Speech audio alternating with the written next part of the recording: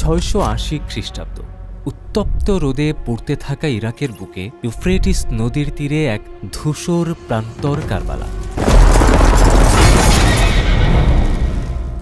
চারপাশে শুধু পাথর, ধুলো আর উত্তেজনার নিঃশ্বাস।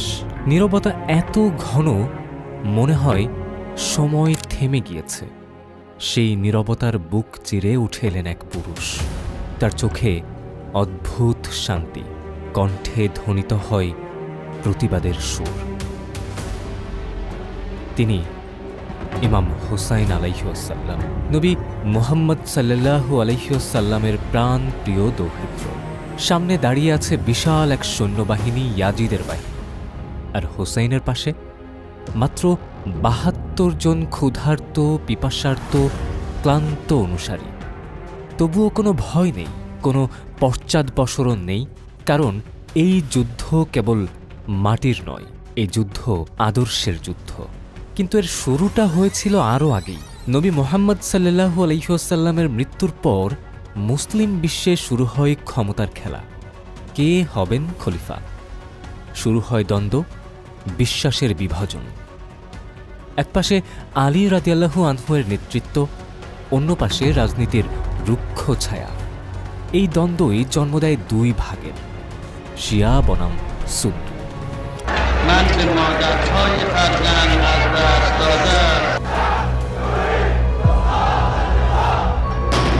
কারবালা ছিল সেই বিভক্তির রক্তাক্ত প্রতীক। 10 দিন পানির এক ফোঁটাও পান করতে দেয়নি ইয়াজিদের বাহিনী।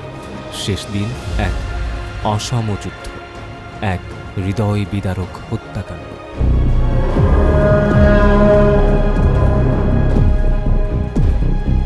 শহীদ হন হুসাইন,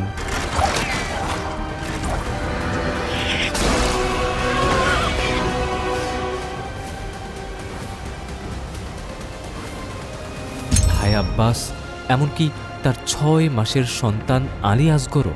আর ইতিহাসের পাতা তখন চিৎকার করে উঠেছিল। কারবালার পর শুধু ধর্ম নয়, পুরো অঞ্চলটাই পাল্টে যায়।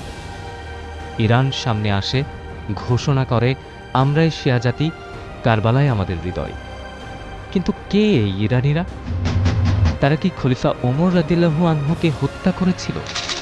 আর জ্যাক স্নাইডারের বিখ্যাত মুভি 300-এর সাথে কি সত্যিই কোনো সম্পর্ক আছে ইরানের? সব প্রশ্নের উত্তর পাবেন আজকের ভিডিও।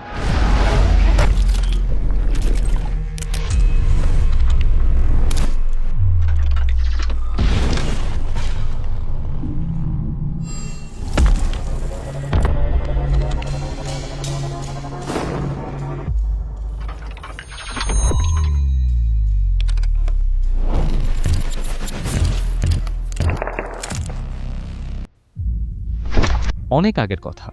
তখন মিশর নীল নদের তীরে পিরামিড বানাচ্ছিল, আর সিন্ধু উপত্যকায় ধ্বনিত হচ্ছিল আদি মানুষের ভাষা। তখনই ইরানের ইতিহাস জন্ম নিচ্ছিল পূর্ব পারস্যের পাহাড়ি মরুভূমির মধ্যে আর মধ্য এশিয়ার প্রান্ত ছুঁয়ে। তখন ইরান নামটা ছিল না, ছিল না ইসলাম, ছিল না শিয়া বা সুন্নি, ছিল এক প্রাচীন ভূমি, এক সভ্যতা, এলাম। তবে ইতিহাস তাদের তেমনভাবে মনে রাখেনি, কারণ সময়ের চাকায় তারা চাপা পড়ে গিয়েছিল আরেক শক্তিশালী জাতির পদতলে। আরিয়ানরা আসে উত্তর দিক থেকে। তারা ঘোড়ায় চড়ে, লোহার অস্ত্র ব্যবহার করে এবং আগুনকে পূজা করে। তাদের ভাষা, আচার আচরণ আর বিশ্বাস এই ভূখণ্ডকে বদলে দেয়। তারা এই দেশকে বলে আরিয়ানাম, যা সময়ের প্রবাহে হয়ে ওঠে ইরান। এই আর্যরা 3 ভাগে ভাগ হয়ে যায়, মেডিস, পার্সিয়ান্স আর পার্থিয়ান্স। তাদের মুখে ছিল এক নতুন ভাষা আর মনে ছিল এক ধর্ম, জোরোস্ট্রিয়ানিজম। জোরোস্টার নামে এক ধর্মগুরু বলেছিল, মানুষের সব কাজ 2 শক্তির মাঝে দাঁড়িয়ে, আহুরা মাজদা অর্থাৎ আলো আর আহরিমান অর্থাৎ অন্ধকার। এই দ্বন্দ্বই জীবনের মূল। আগুন ছিল এই দ্বন্দ্বের সাক্ষী। সময়টা খ্রিস্টপূর্ব 6ষ্ঠ শতাব্দী। মিডিয়া নামের এক শক্তিশালী রাজ্য দাপিয়ে বেড়াচ্ছে পারস্যের উপত্যকায়। মেডিসরা থাকত সেখানে। রাজা ছিল আস্তিয়াজ, এক ভয়ঙ্কর শাসক। এক রাতে আস্তিয়াজ স্বপ্ন দেখলেন, তার মেয়ের গর্ভ থেকে জন্মাবে এমন এক ছেলে যে একদিন তাকে সিংহাসনচ্যুত করবে। ভয়ে তিনি আদেশ দিলেন শিশুটি জন্মের পরই হত্যা করতে হবে। এই শিশুই ছিল সাইক্সারেস। রাজা একজন সেনাপতিকে পাঠালেন, কিন্তু সেনাপতির হৃদয় কাঁপল। সেই শিশুটিকে এক গরিব রাখালের হাতে তুলে দিয়ে বলল, জঙ্গলে ফেলে দাও। রাখালের স্ত্রী ছিলেন নিঃসন্তান। তারা শিশুটিকে নিজের সন্তান বানিয়ে লালন পালন করলেন। সাইক্সারেস বড় হলো রাখালের ঘরে, কিন্তু তার ভেতরে ছিল রাজা সুলভ সাহস। সে সব সময় সত্য অন্যায়ের প্রতিবাদ করে। বড় হয়ে সেই রাখালের ছেলেই একদিন হয়ে ওঠে পারস্য উপত্যকার নেতা, সাইরাস দি গ্রেট। আপনাকে যদি কখনো প্রাচীন পৃথিবীর সুপার হিরোদের তালিকা করতে বলা হয়, তাহলে একজনের নাম আসবেই, সাইরাস দি গ্রেট। তিনি প্রথমে মেডিস, পরে লিবিয়া, তারপর ব্যাবিলন জয় করলেন। কিন্তু জয়ের পর তিনি দমন করেননি। ব্যাবিলন দখলের পরে তিনি দাসদের মুক্তি দেন, ইহুদিদের ফেরত পাঠান, আর ঘোষণা দেন সব ধর্ম থাকবে স্বাধীন। স্যারেসের এই ন্যায় বিচারের চিহ্ন আজও আছে স্যারেস সিলিন্ডারে, যেটাকে বলা হয় ইতিহাসের প্রথম মানবাধিকার সনদ। তার তৈরি আখেমেনিদ এম্পায়ার ছিল পৃথিবীর প্রথম মাল্টিন্যাশনাল মাল্টিকালচারাল সাম্রাজ্য। তার উত্তরসূরি দাইরাস গড়লেন রয়্যাল রোড, চালু করলেন ডাক ব্যবস্থা। এরপর শুরু হয় গ্রিস বনাম পারস্যতন্ত্র। দারিউসের ছেলে জারক্সেস গ্রিস আক্রমণ করলেও সেটা ব্যর্থ হয়। এই ঘটনা নিয়েই জ্যাক স্নাইডার তৈরি করেছেন বিখ্যাত মুভি 300, যেখানে দেখানো হয় কিভাবে মাত্র 300 স্পার্টান যোদ্ধা জারেক্সেস এর বিশাল বাহিনীকে বাধা দিয়েছিল গ্রিসে ঢুকতে। যদিও সেই মুভিতে জারেক্সেসকে খুবই ঐশ্বরিক ও ভয়ানকভাবে দেখানো হয়েছে, তবে বাস্তবে তিনি ছিলেন খুবই বাস্তববাদী এবং প্রভাবশালী। শেষমেশ আলেকজান্ডার দি গ্রেট খ্রিস্টপূর্ব 330-এ পারস্য দখল করে। তিনি পারস্যের রাজধানী পার্সেপোলিস পুড়িয়ে দেন, কিন্তু একই সঙ্গে পারস্যের সংস্কৃতিকে সম্মান জানান। পারস্যের নারীকে বিয়ে করেন, পারস্য অফিসারদেরকে রাষ্ট্রীয় কাজে নিয়োগ দেন। আলেকজান্ডারের মৃত্যুর পর পারস্য আবার উঠে দাঁড়ায়। সাবেক শক্তি ফিরে আসে সাসানিদ এম্পায়ারের মাধ্যমে। এই সময়ে রাষ্ট্রধর্ম হয়ে দাঁড়ায় জোরোস্ট্রিয়ানিজম। তবে এই সাম্রাজ্যও টিকে থাকতে পারেনি। 641 খ্রিস্টাব্দে খেলাফায়ে রাশেদিনের দ্বিতীয় খলিফা হজরত ওমর রাদিয়াল্লাহু আনহু পারস্য দখল করেন।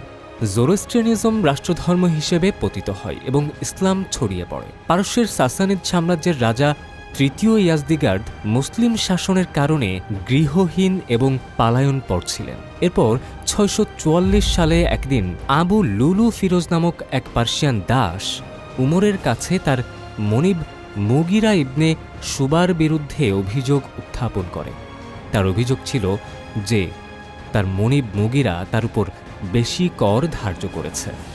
উমরের পর মুগিরার কাছে এসে বিষয়টা জানতে চান। মুগিরার উত্তর সন্তোষজনক হওয়ায় উমর রায় দেন যে ফিরুজের উপর ধার্য করা ন্যায্য। ফিরুজ বায়ুকল তৈরি করতে জানত। উমর তাকে বলেন যে সে যাতে তাকে বায়ুকল তৈরি করে দেয়। ফিরুজ এর উত্তরে বলে সে যে এমন বায়ুকল তৈরি করবে যা পুরো পৃথিবী মনে রাখবে। ফিরুজ উমরকে হত্যার পরিকল্পনা করে। পরিকল্পনা অনুযায়ী সে ফজরের নামাজের পূর্বে মসজিদে নববীতে প্রবেশ করে। এখানে নামাজের ইমামতি করার সময় উমরকে সে আক্রমণ করে। তাকে 6 বার ছুরি দিয়ে আঘাত করা হয়। হামলার পর পালিয়ে যাওয়ার সময় আশেপাশের লোকজনরা তাকে ঘিরে ফেলে। এরপর সে আরও কয়েকজনকে আঘাত করে, যাদের কয়েকজন পরে মারাও যায়। এরপর ফিরুজ নিজ অস্ত্র দিয়ে আত্মহত্যা করে। 3 দিন পর উমর আঘাতের কারণে মৃত্যুবরণ করেন। ঐতিহাসবিদদের এক বিশাল অংশ মনে করেন এটা কেবল ব্যক্তিগত রাগ না, বরং ছিল একটা রাজনৈতিক পারস্যজাতিক প্রতিশোধমূলক হামলা। ইরানের এক অংশে, বিশেষ করে চরমপন্থী শিয়া গোষ্ঠীর কাছে আলু বুলবুল হয়ে ওঠে মজলুম পারস্যের প্রতিশোধের প্রতীক। তারা একসময় আবু লুলুর মাজার বানায় ইরানের কাশান শহরে। সেখানে বহু বছর ধরে তাকে সম্মান জানানো হতো, এমনকি অনেকে তাকে হিরো হিসেবেও তুলে ধরত। 680 খ্রিস্টাব্দে কারবালা প্রান্তরে নবী মুহাম্মদ সাল্লাল্লাহু আলাইহি ওয়াসাল্লামের দৌহিত্র ইমাম হোসাইন আলাইহি ওয়াসাল্লাম আত্মত্যাগ করেন। এই ঘটনা পারস্যবাসীর হৃদয়ে চিরস্থায়ী একটা প্রভাব ফেলে। তারা ইসলামের সেই রূপকে বেছে নেয় যেখানে প্রতিবাদ আছে, আত্মত্যাগ আছে, অন্যায়ের বিরুদ্ধে জেগে ওঠা আছে। ইরান হয়ে ওঠে একটি ধর্মনির্ভর রাষ্ট্র। ভারতীয় উপমহাদেশে ইসলাম প্রচারে ইরানি সুফিয়া বিশাল ভূমিকা রাখে, যেমন শাহ জালাল রহমতুল্লাহ আলাইহি, শাহ মাকদুম রহমতুল্লাহ আলাইহি, নূর কুতুব আলম রহমতুল্লাহ আলাইহি। অনেকেই ছিলেন পারস্যে জন্ম নেওয়া বা পারস্যে প্রভাবিত সুফি সাধক, যাদের মাধ্যমে বাংলাদেশে ইসলাম বিস্তার লাভ করে। এই পারস্য বা ইরান থেকেই জন্ম নেন বিখ্যাত কবি দার্শনিক জালালউদ্দিন রুমি। দর্শক, শেষ করছি আলবার্ট আইনস্টাইনের একটা বাণী দিয়ে।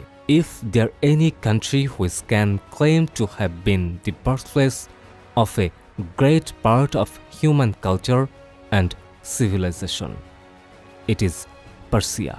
প্রিয় দর্শক, এখন পর্যন্ত আমাদের সঙ্গে থাকার জন্য ধন্যবাদ। এই ভিডিওটি যদি আপনার ভালো লেগে থাকে তাহলে চ্যানেল ঘুরে বাকি ভিডিওগুলো দেখতে ভুলবেন না। ভালো লাগলে সাবস্ক্রাইব করতে একদম ভুলবেন না। চাইলে আপনার বন্ধুদের সঙ্গেও শেয়ার করতে পারেন।